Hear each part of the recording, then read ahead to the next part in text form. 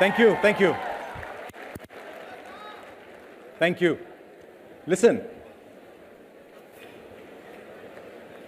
Listen, the main act is still to follow, yeah? You know, I was standing out there and I'm listening to the intro and I'm thinking, you know, when you've got the big rock stars, the big rock show comes on, they send the other guys out to do the early acts. And then the main band comes out afterwards. I'm a little like that today, so the main band is somebody else. But it's wonderful. First of all, what is an undergrad college in Delhi doing with something as fabulous as this? I thought undergrad colleges were meant to be little classrooms, you know. Look at this. Sorry? You're postgrad. See there, postgrad as well. But this is wonderful. And I'm delighted that so many of you have come to listen to, well, for want of a better word, a tech star. And one of the things I'm going to be asking him, and maybe I should ask you first, actually, because yours is actually currently the only generation that matters in India. Others don't matter. We talk, you matter. So, no, that's true. I'm not trying to play to the gallery, don't worry. Because your generation can see through it right away, right?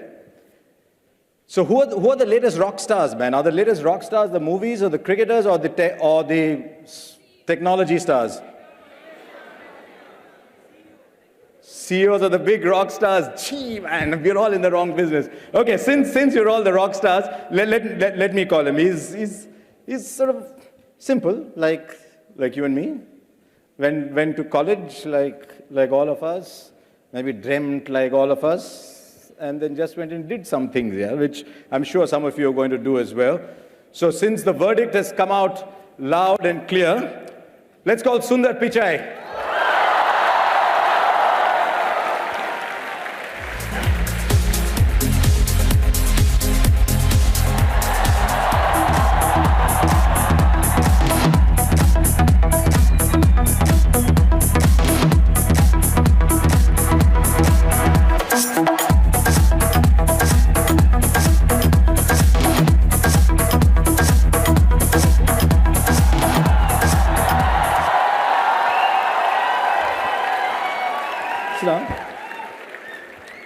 And since all of you are taking pictures, let me get out of them for a while. Come on, take all you want. I told you, I was asking him this just before I came out, and I was asking him the question I was asking all you guys, and he said, I don't know.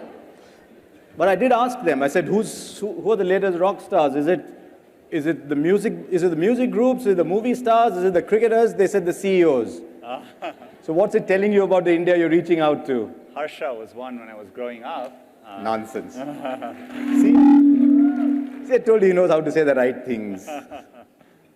No, but isn't it interesting that a tech star, and for all that you might say about being a good, simple South Indian, unassuming, you are one. What does it say about India that a tech star gets this kind of reception? You know, can everyone hear? Yeah, okay. Okay. Yes or no? Yes? Right. Yes, okay, great. A few years ago, I'd come to India, and I was, this was in Mumbai, and I was getting off the car, trying to go in for a meeting. And there was a person who came, opened the door of the car, and I was walking in, and, he said, I listened to your Google I/O speech, and it was phenomenal, and which is our developer conference.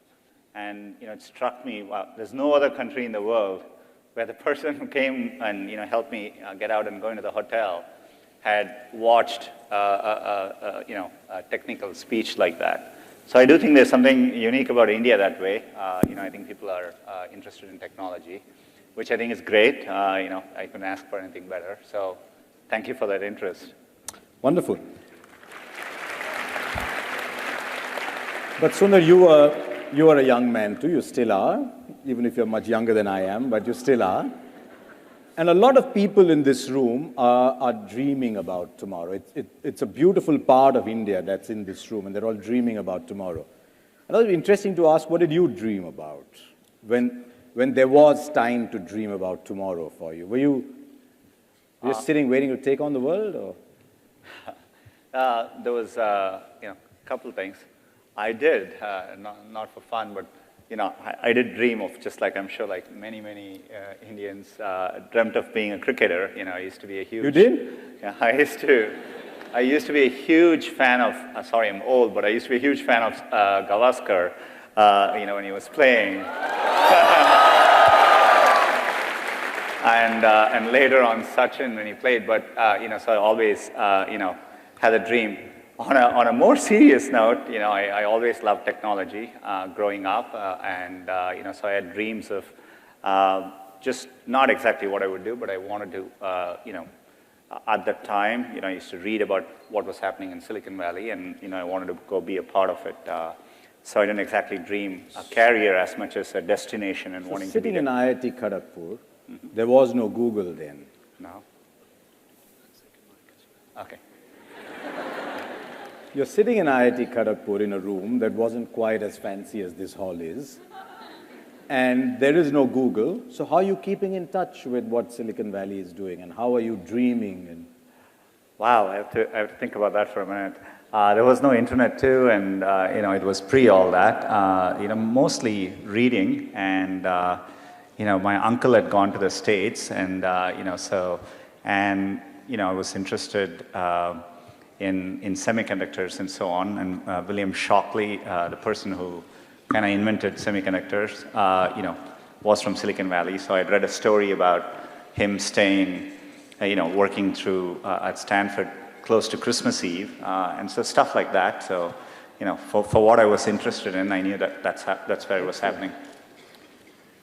But now, there's a new generation that's coming, and I feel the generation gap every few minutes. Yeah.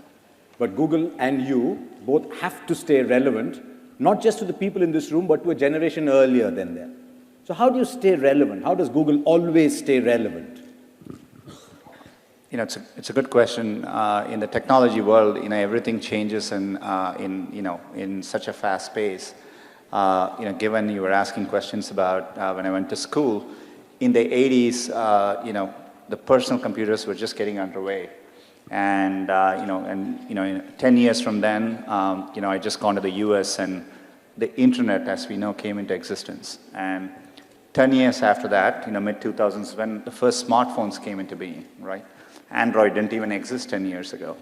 And but kind of shows you how much things change. And so a lot of what we do is to figure out what that next wave is, and you have to do that. You have to reinvent yourself. Part of the reason we are all very interested in India is, it's an amazingly young country. It's a vast country. And so in many ways, we do think the trends of the future will come from places like that, so largely explains our deep interest in places like India. Just to tell you how much India has changed, there's a young man there who's taking a selfie of you from as far as just hoping that you're somewhere in the picture somewhere. One of the things I read about you, it said Sundar Pichai is Sundarajan, right? To give you the whole name. It actually was Sundararajan. No one could pronounce it, yeah. No, we can. There's Sundararajan. Yeah. Good. I grew up in Hyderabad, Telugu boy, so whatever. Marathi boy, Telugu boy. But they said he's an example of the fact that good guys can finish first. Now, on this one, the teachers are clapping more than the students. I wasn't exactly a good guy at school, though. Well, a good guy doesn't necessarily have to mean 98%. Just a good guy is a decent person. That's what I've been told about you. Don't believe everything you say. So are you...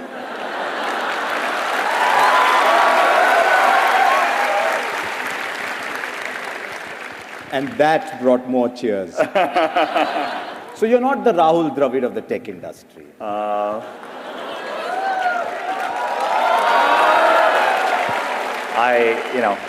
don't know everything about Rahul, no, I'll but tell you I knew he had good technique. That's all I know about him. No, I'll tell you, a lot of us with the simple middle-class background, and I can relate entirely to what Sundar is saying, we find it very difficult to talk about ourselves. So maybe that question was was a little wrong. Is Google a fun place, or is it a place for workaholics? No, I mean, I think it's, it's a lot more balanced than people realize. It's an amazingly fun place. I think it is, I did feel like when I first went to Google, I was like a kid in a candy store, there is, you walk around, people are working on amazing things, and, and so really stretches your mind. One of the things we talk about in sport is that sometimes it's easier to get to number one than stay number one, and Google has done an amazing job of staying number one. Mm-hmm. How do you handle that challenge? Because when you're number one, everyone wants to be you. So how do you take on the challenge of staying number one? From our perspective, and I think it's true for in technology in particular, the world keeps changing, as I said earlier. So, a big part of what I focus on at any given time is making sure we are innovating and building products for the future. It's just got to be a normal course of how you think. And so, we are constantly thinking about what to do next. So, Android is very popular. People are using smartphones. But, I always sit and think about what is the next version of how people use computing, right? And so we are thinking about, things like virtual reality or augmented reality. So these are all new areas, but we are constantly thinking about it. And so you have to do that on a constant basis to push forward. Because Google's a great example. The tech world is littered with shooting stars that came up, that shot, that lit up the world, and literally like meteors went away. Google has been phenomenally successful in bucking that trend. Yeah, and I think we've always had a very ambitious mission. We wanted to organize the world's information and make it universally accessible. I think in the context of smartphones and how people use it around, if anything, that mission is even more relevant. There's a lot more information which people consume, so we want to do a better job of that. And we feel like we are in early days of that mission, with things like what we call as machine learning and artificial intelligence. We'll be able to do much better with all of these things. And so for us, the journey is just getting started. One of the reasons everyone here, I suspect, is excited to meet you is you are what they would like to be. An Indian who studied here, went overseas, and did what everyone would dream of doing. Is it mandatory even today, you think, for people in this room, for an Indian to go west to become a tech star?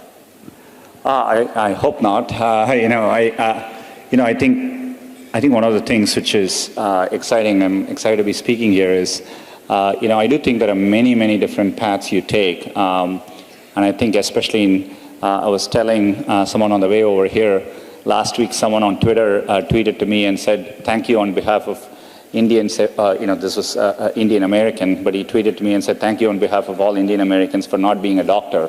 And, showing other paths exist. And I hope it's the same. Being in the US, I find people take a remarkably varied number of paths. And, so I do think it's important to follow your dream and do something which you're, excited by. So I think if you follow your heart and do what you like, you will always do much better. And so I don't think it matters that you're an engineer or you're in science, or it could be in any field. And I think, I think you're a good example of, having gone to IAM and switching and being, at that time, I distinctly was impressed by the fact that you were bold enough to do something like that. But I think it's phenomenal. You did something which, you followed your heart. And I think those are examples. It's one of those moments when the head of Google says he knows you. It's like a friend of mine plays for Australia, Matthew Hayden. We became friends. And when Usain Bolt won the 100 meters, he was asked about his love for cricket. And he said, my favorite's Matthew Hayden. And his children said, but you are our coach. Why does he know you? So anyway, yeah, because increasingly it's becoming easier to do what you want in this country, because you don't have to go through standard infrastructures and clearances. What Google has done is it's almost given flight to a lot of young dreams. Yeah. And that surely must please you enormously, that Google is now seen as this pathway almost. It's exciting for me to see. I mean, one thing I would add is it's not just doing, another thing I've noticed over time is, you will have many opportunities to reinvent yourself. And so, so I think it's worthwhile taking risks and trying to do something you're really, excited by. And if the first attempt you don't do it, you can try again, and things tend to work out in the long run. Since you brought it up, it wasn't in a set of questions I'd worked on, but the attitude to failure in this generation is very different from mine. In my generation, to fail was to commit a crime. And yet what you're talking about is go do what you want, and there's always comebacks, aren't there? That's right, yeah. And, I think that's how, in Silicon Valley, part of the reason so many people start up a company is, starting up a company and even having failed, you can wear it like a badge of honor, right? And I think that's important, culturally, risk is rewarded. I remember when I started working at Google, if I went and, people were discussing ideas, the other people who heard the ideas try to build on those ideas. They encourage you. So it's a culture of optimism. It's a culture of risk-taking, and I think that's really important. So, okay, just a couple before we start taking questions from everybody. You talked about cricket, but you tweet about Barcelona. I'm a huge, football fan as well,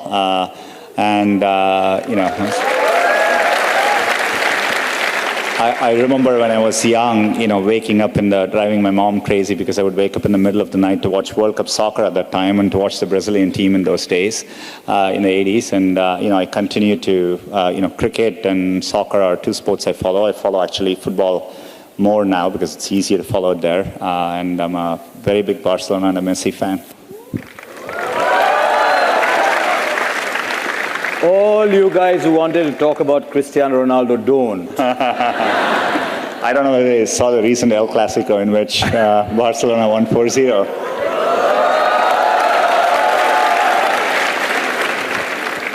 If there are any Real Madrid fans, they just have to keep quiet, right? You can't do anything. So Test cricket or T20, Sundar?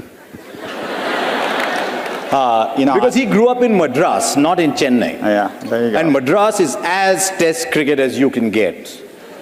I was telling Harsha just before we walked in, I was fortunate enough to go and see most of you may not remember, but in the 80s, in 1986, we had it was a second tie test, I think, between India and Australia. And I was in the stadium then, and somebody had given me tickets because they thought the match was going to be a draw. But, I always thought Test cricket was amazing. I had the time to watch it then, too. But I followed the transition to one-days very, very well. T20s, I catch it, but it was something I didn't grow up with. So, I don't enjoy it as much as I do one-day or Test cricket, but it's exciting, too. Okay, since you're here, I'm reproducing a line somebody told me. They said, in the Google era, Test cricket is threatened. In the Google era? In the Google era. Where everything is at your fingertips, everything's moving so fast. Yeah. But some things stand the test of time. So yes, hopefully they do. I'm a big Test cricket fan anyway. Yeah. Okay, one last question before I throw open the questions for you. What next for Google? And I know I'm going to come back at the end to ask you that question separately too.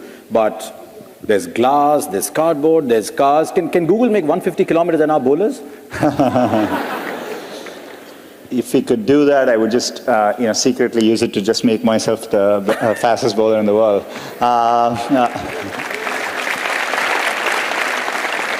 I think there are many things we are working on. Things which I'm excited by are, most of what we do today in computer science is, by engineers coding, and these are hand-coded systems. Over time, what we call as machine learning, or an extension of that, artificial intelligence, we'll be able to, in a learned way, build systems which automatically learn and do things. And that is, we already do it today. So for example, when you talk about self-driving cars, the way the cars recognize that it's a stop sign or a pedestrian, these are machine learning. These are what we call as deep neural nets, and they automatically learn what they are doing. So these are incredibly powerful things to come in the future. And so I think we are barely scratching the surface. And things like that will apply to healthcare, many, many fields. And so, there's a lot left to do. One day, the self-driving cars will learn how to drive in Delhi. that one is pretty hard, yeah. Okay, excellent. We've got questions from you, and it's incredible how many of you wrote in and asked questions. Geez, he's wearing a Google shirt as well. Okay. Okay, the question comes from Chandra Nair. Chandra, there you are, from Kulachi Hansraj Model School. Have I got the pronunciation right? Yes, sir. Excellent. Chandra, your question. My question is, what would you have been if not the CEO of Google? Wow, I would have taken, I'm not that picky, football or cricket, I would have been okay with either. I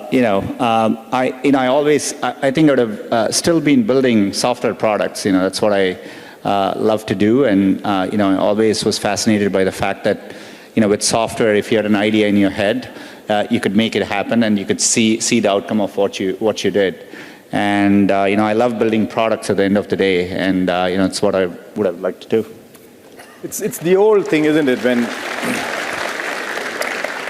remember my father telling me when we were growing up, become whatever you want, but just try and become the best at it. So if you want to build products, just try and become the best at it, don't you? Okay, I think we're going left to Soumya Joshi from SRCC. Hi, Soumya, I'm Soumya. Hi, Sundar. Hi, Harsha. So my question for Sundar is, I'm right here. There you are, yes. So my question for you is, what motivated you to switch fields from first metallurgy to management to computer science? And did you ever feel incompetent or even a bit insecure while working with people who were given more qualified in that field than you were? My background, so I was always interested in technology, and the first chance I could get to program, I learned programming, and so for me, I never thought of it as switching fields as much as when the internet started happening, it took me a while to realize the power of it, and it became obvious to me for the first time we are going to have something which could connect one day all of humanity and would profoundly transform what people did. So I wanted to be a part of that, so part of that journey. So that's how I thought of it, and so I didn't think of it as necessarily switching careers. To answer your second question, absolutely, I would actually encourage all of you.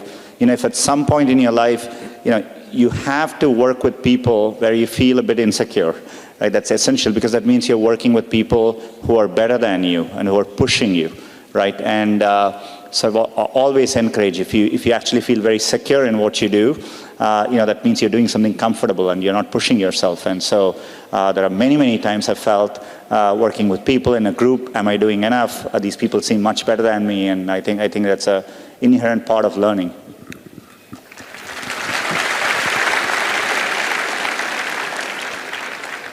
Chief, if there's one thing you want to take away from this hour you're getting with Sundar, may it be that. Let yourself be insecure from time to time. It's a lovely thing. The moment you start to get secure, and I can tell you we all, because we've seen a little bit more life, the moment you get secure, you're actually moving backwards. Okay, we've got a video question, and it's coming from IIT Kharagpur. So can we get the video question, please? Hello, Mr. Pichai. Greetings from IIT Kharagpur. My name is Hardik Adyarmal. My question is, recently startups from IITs have been on the rise, and they're set to transform India into the Silicon Valley of the East. So from your point of view, how much impact do these startups really have on India's progress, and how do you think this impact will change the face of the nation in the coming years? I'm not sure I got the last spot, but...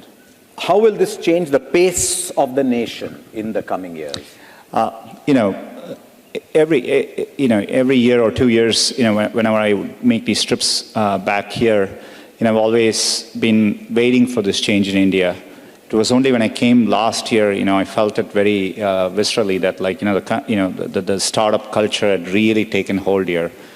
It's incredible to see. For the scale of India over time, you do need entrepreneurs to tackle and build things for India and for globally.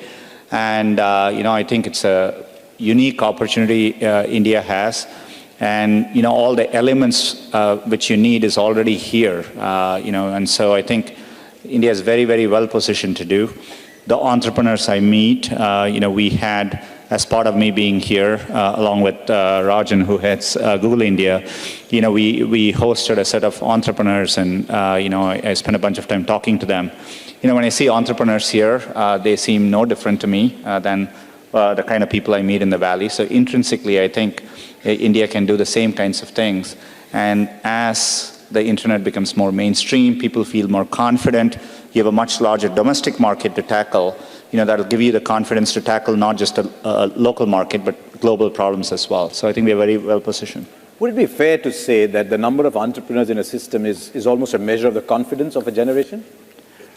Yeah, I mean, the one good thing about India is I think, there's always been, whenever in India I used to walk around and go to some remote corner and find a tea stall, I always felt there is an entrepreneur there somewhere who saw that opportunity. So I think that streak has always existed. But I do think this generation, to your earlier point, I think is less, afraid to take risks and follow a conformist path, which is good.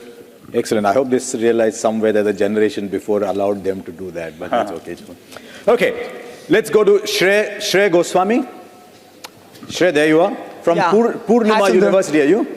Yeah. Okay. Yeah, hi Sundar and hi Harsha. Yeah, I just want to ask that there are a large number of developers who are students and developing quality apps. And they have startups as well. So how Google is planning to help them or support them apart from GBG or GDG groups?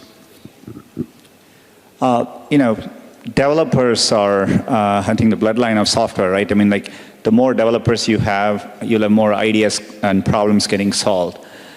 India is uniquely positioned. There's tremendous interest in software development compared to most countries in the world. One of the things which we announced, as part of me coming here, is we have a new program underway we are investing now. We plan to do this over the next 3 years to train 2 million new Android developers. And we are doing that in partnership with 30 universities. And so I'm incredibly excited by that. And, because for me, getting that many developers out there in the workforce, some of them will be entrepreneurs and will go on to solve many new things. A lot of these people are from Delhi, maybe they're from around here, but I think you'll find that the real fever will actually come from outside the metros. I mean, I'm not saying these people don't have the fever, but it's fantastic to see how India has grown into the smaller towns, and it's grown largely because people like Google have made information available to them. So Google has almost democratized society to that extent. Exciting to hear. Okay, we've got a teacher. This way. Malini Narayanan. From Army Public School, Shankar Vihar? Yeah. Oh, right. Morning. Sorry, I'll turn back this way. There you are, ma'am. Yeah. A special moment to interact with you. Must also tell you that we have over 200, 300 school students here, and I head the Army Public School. I'm the principal. My question to you is, the Indian education system has done extremely well. We have you in Google, and that is the proof of the pudding. We want to know, how do we now adapt ourselves to become future ready? And what are the skills and the techniques that the children now need to learn so that they have an edge over the other competitors? There are plenty of nations fielding people. So how do we get the edge over the other nations of the world? Thank you. For me, I think a way, as you said, India has a strong educational system, and there's a culture of valuing education, which is phenomenal. I think ways in which we could move forward would be, for me, if I look at what is needed to solve the next generation of problems, creativity is an important attribute. I think so. Encouraging more creativity through the educational system. Today, I do think our educational system values, rigorous academic knowledge over necessarily, being more creative in how you approach education. I think that's important. Another thing I would say is, and I think I've seen it in the best schools in the US, etc. It's what I call, it's very experiential, very hands-on. People learn how to do things by doing them, and not just by learning about them, right? And I think that's a big, big difference. So, to me, so allowing a system in which there's a lot more creativity, learning how to get things done by hand, and so much more of a project-based experiential learning are all, I think, trends which the Indian educational system needs to adopt. And I also think it's important to teach students to take risks, and and making sure the system doesn't penalize for you to take risks, and if you're different. And so those are all attributes which I think are important. So. You have no idea how popular you just became with her students. No, but it's interesting because a lot of the time in the Indian education system, as I was getting my son to study for his exams, and he said they're only testing me on what someone else has already answered.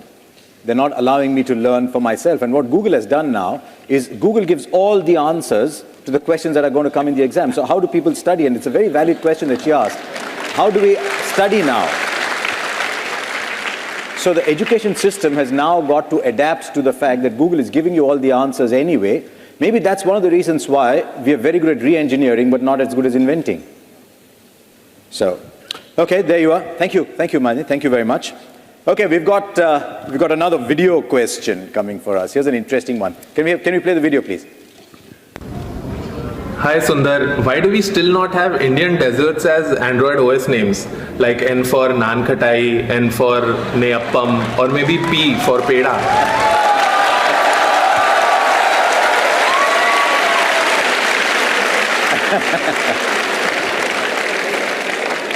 You know, when I meet my mom, I'll ask her for suggestions, and you know, but maybe what I'll do next time is when we are working on the next release of Android N, maybe we'll do an online poll on what the name should be, and if all Indians vote,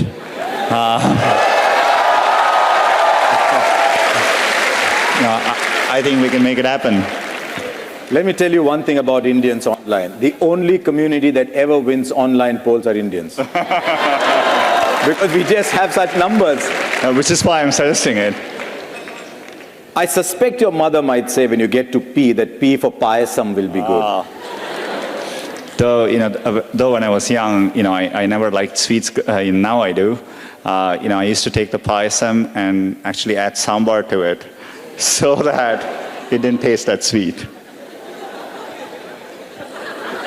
Any of you did that? S is long way away. We won't wait for S for sambar. So. Okay, there's a lot of people who've also used social media to send in questions as well. So let's get the first one that's coming off the screen, and it's coming from Rishikesh More, or using the hashtag #AskSundar. Is there any possibility that companies in the IT, computer, internet sector, as big or as successful as Google, can be created in India? And the world comes to India for service. You'll see this theme coming through. There's a great latent pride among a lot of people. So this will keep coming through. If yes or no, what do you think is holding us back?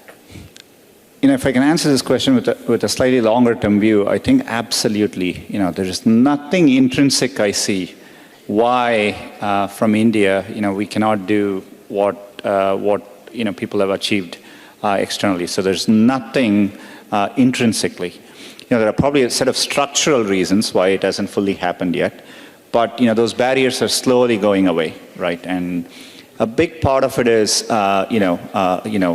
the earlier question, a culture of startups and risk-taking. And I think, you know, India's historically had a much more of a professional culture and a culture of entrepreneurial approach. You know, it's been very, very exciting to see.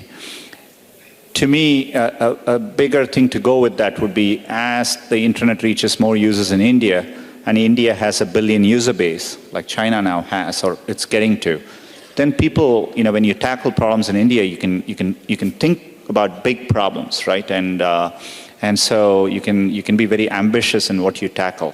And the part of doing that is what leads to big global companies. So I am absolutely confident this will happen in India. It's just a matter of time. It's not, you know, so it's going to happen. One of the things you do very well, and you must have done in your personal life at some point, was to think big, think scale. Was that part of you? Can that be learned? The ability to just think of something big, think scale? Or was the environment around you after you traveled to the US, did that nurture this ability to think big? And maybe that will be part of the answer that Rishikesh was asking. Yeah, I mean, it's a good question. Some of it is, you know, I do think Google played a big part in it.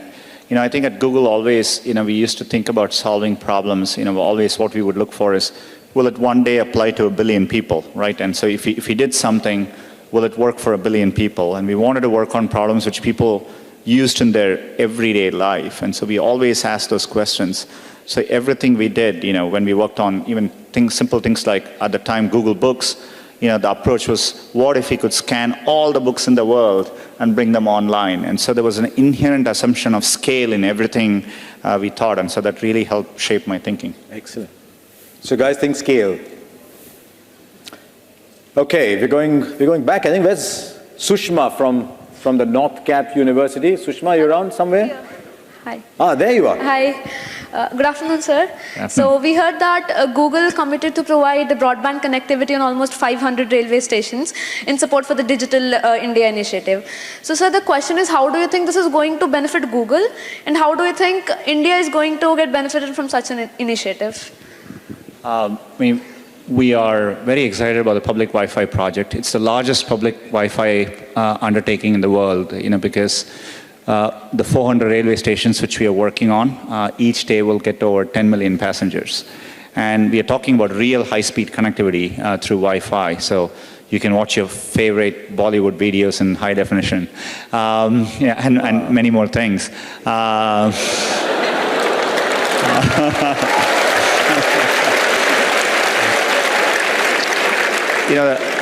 The reason we are doing it is, in India, any time I felt, when you bring access to the internet, it literally changes people's lives. And doing it in public places like the railway stations will expose many people to the internet for the first time. And so that's why we are very interested in doing it. I think a lot of things in India is about driving awareness. And, if we are serious about getting the next, for all the scale and potential of India, there are still 1 billion users who don't have connectivity. So how do you go towards making that happen? And it's a long journey, it's a process, so we want to figure out many different approaches to it. We think the railways Wi-Fi would be one big step in that direction. Excellent. Remember some of our own train journeys, and gee, what would we have given to have had Wi-Fi on a train journey then? Yeah. I used to take the Coromandel Express from Chennai to Kharagpur, and at that time I wasn't worried about Wi-Fi. I was worried about getting food on the way, but Wi-Fi would have been awesome.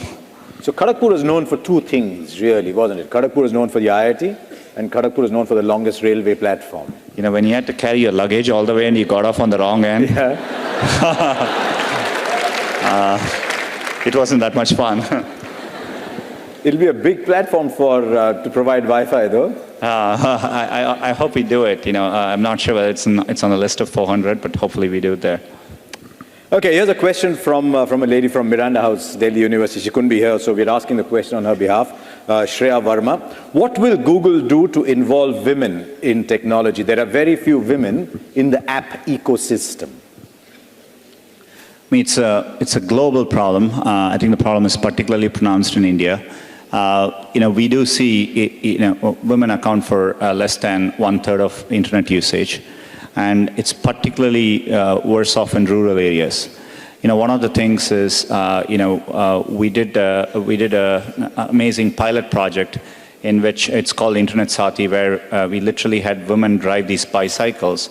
And these bicycles are equipped with, just with a set of smartphones in the back and a tablet. And so the women go from village to village, and we have done this in 1,000 villages. And they teach other women, how to go online. What does it mean to go use a smartphone and connect it? The thing which you find striking is most women in rural areas don't think the internet applies to them. They think it's something for their husbands, for their sons. And, so there is a big learning that's needed there. To me, every time, it is one of the most important things we can do as a country, I think, is to help get these women online. There's a lot of people working on it. We are happy to play a small part in this. We just announced that we would expand the program, which we are doing in partnership with Tata Trust. We would expand this to cover 300,000 villages in the next 3 years. That's half of the villages in India. And we'll be working with the government to make it work more effectively as well. But helping get women online, I think, is an incredibly important thing. And if we do it better, I'm sure there'll be many more women developers one day when I come back. There's a point of view that India's next big leap will come when more women enter the kind of things you're talking about as well. So hopefully, all you young women, get into apps. Get into apps and take the message around as well. What we are seeing, though, is in the 10th standard and 12th standard exam, and guys, you don't want to hear this, but the girls are beating the boys hands down. It was true, and I was there as well.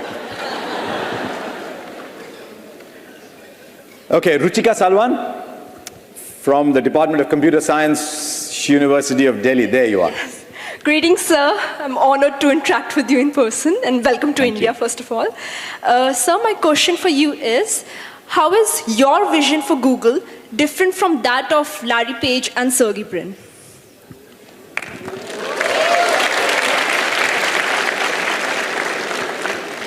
I worked with them very closely for many, many years. I think part of why we have been able to do this together is we kind of share the same aspirations. We, of course, have a lot of differences, and we debate approaches to how you solve problems. But at a high level, all of us have felt that you can use technology and computer science to solve problems at scale, big problems which will make a difference in people's day-to-day lives.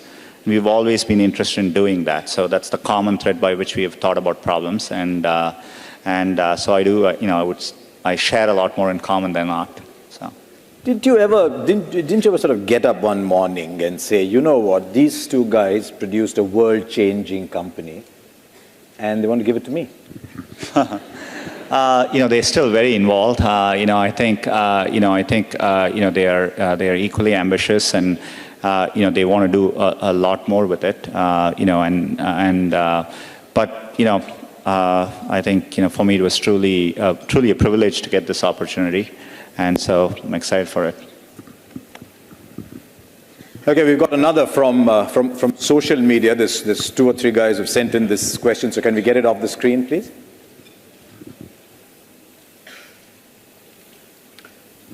Okay, Naveen Subramaniam, Shravan Ravi, Vishal Goenka. There are many Google services and products that are not available in India. Why is that, and what are the plans to make them available? You know all those names. Some of Google's biggest services aren't available here, says Shravan as well. Vishal's asking that too. It's a good question. We do work hard to bring our services to India. So, for example, I see the question has Project Loon, and we are working very hard to bring a Project Loon experiment to India to start with, and it's part of what I came here working on. So we are working very, very hard to bring everything we want to India. But increasingly, we also see an opportunity to do things first in India, and then actually it'll work for global markets too. So, for example, YouTube offline, we first did it in India last year, and now it's in 77 countries worldwide. So we see that as a good template by which how we approach things in the future. So which is why we are investing a lot more in India. Part of it is we are expanding our engineering offices in India significantly. We're going to be building a big new campus in Hyderabad, and so I'm excited about what we can do here and take it globally to the rest of the world. So more and more products are going to be built in India? Yeah, it's a goal. It's a goal that, especially for markets, mobile, the way it's scaling up, we do think we can do things here which will apply globally elsewhere. Excellent. Everybody, get on, buy your tickets, go to Hyderabad. Okay, from Amity University, where's Just Singh Bhasin? Hey. Ah, there you are. Hi, Sundar. Hello. I have an interesting question for you. I had read somewhere that you have unusual gift that seemed a little more than a curiosity when you were a child, but has served you incredibly well in adulthood, which is insane numerical recall, and can remember every number you have ever dialed. Is it true? It's no longer true, but at the time when I was in India, we were lucky because the phone numbers are only 6 digits, so that helped.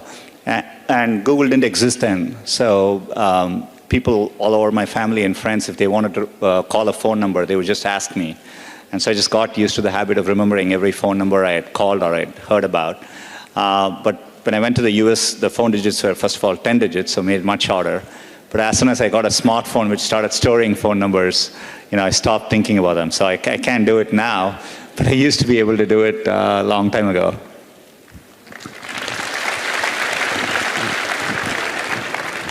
Jeez, you reach a stage when everybody's younger than you. When we were kids growing up in Hyderabad, the first telephones that came had 2-digit numbers. So you actually knew everybody who had a telephone, let alone remembering the telephone number. Okay, we've got one on, we've got a question on video coming up. I think there's Meghna from IIT Kharagpur. They all seem very excited about asking you questions from IIT Kharagpur. So let's get it off the video screen.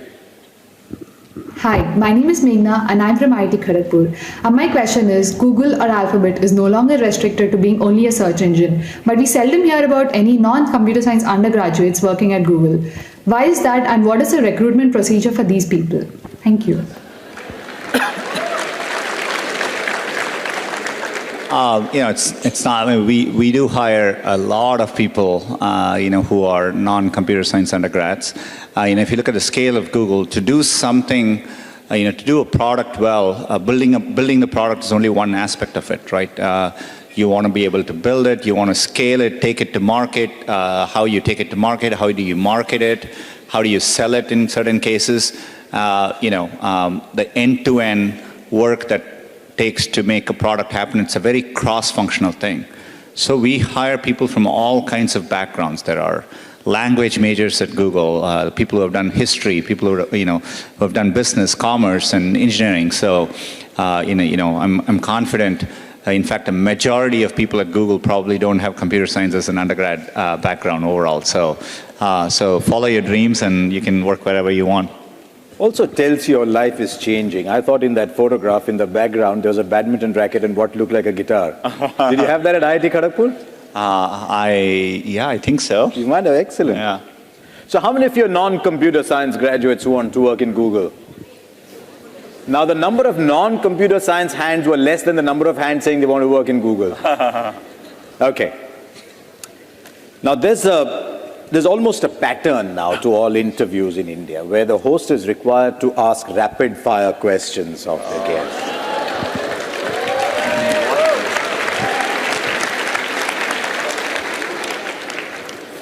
These are not my questions. The only condition is that the questions will be asked quickly and the answers are short. Okay. But your answers are always short. So, okay, here we go, Sundar.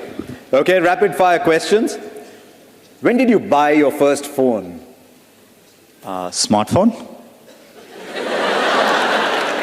Any phone?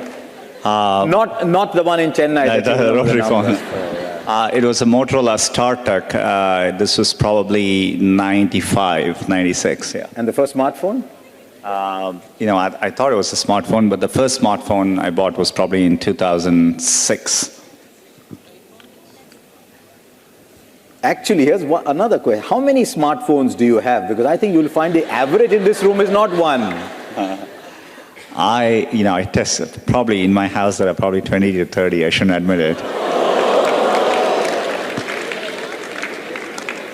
That is such disastrous news for kids who don't buy their own phones.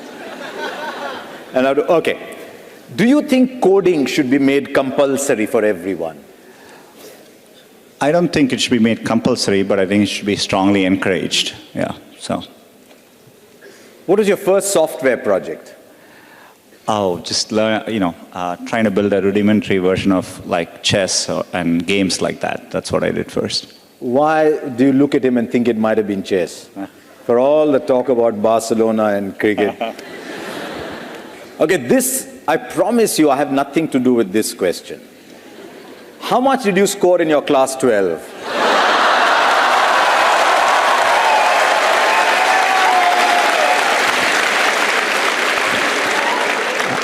Not enough to get into Sriram College of Commerce.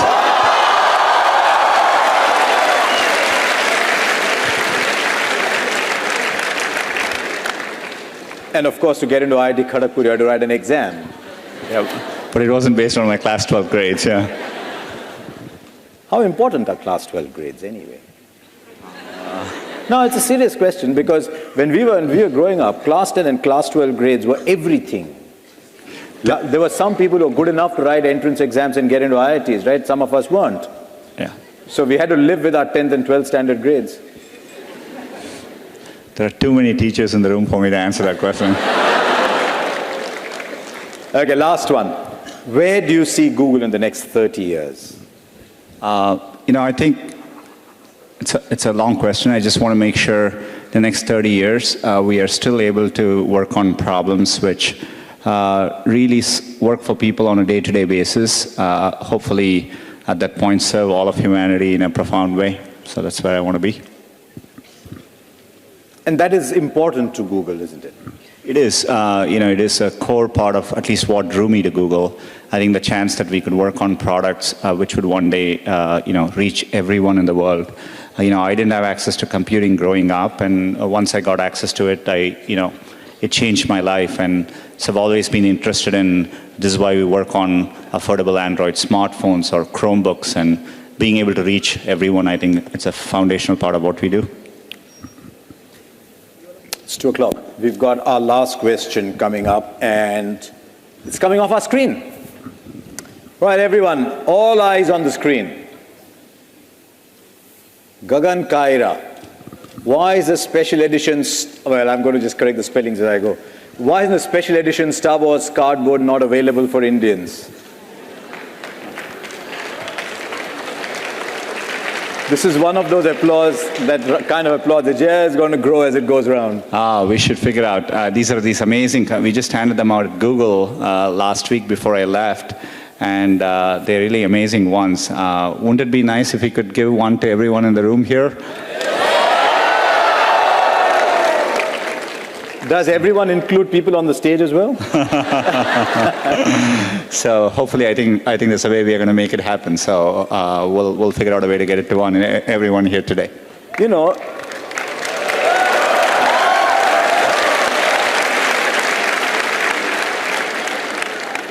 It's so typical of you, as I've got to know you in the last hour, to make a huge announcement in such an understated manner.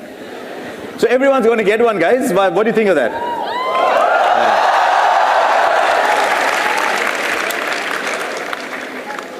There is one other thing I have to do, because it's now the thing that all Indians do. But you don't get to take it, I do. This is, and for someone who has technology challenge as me, this is a big challenge. This is a 360-degree selfie. Okay, so I'll take a couple. I don't know if you can stand that far apart, but I'll aim it at you. It's okay if I don't get in, but if 360 I will, I guess. Okay, there you are, and I'll come closer. Sit. This is everyone's fanboy moment. Yeah.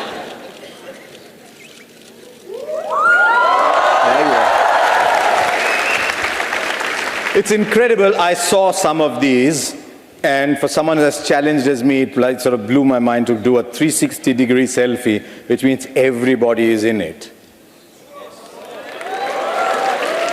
So, there you are. Thank you very much, everybody. Thank you, all of you there as well. Thank you.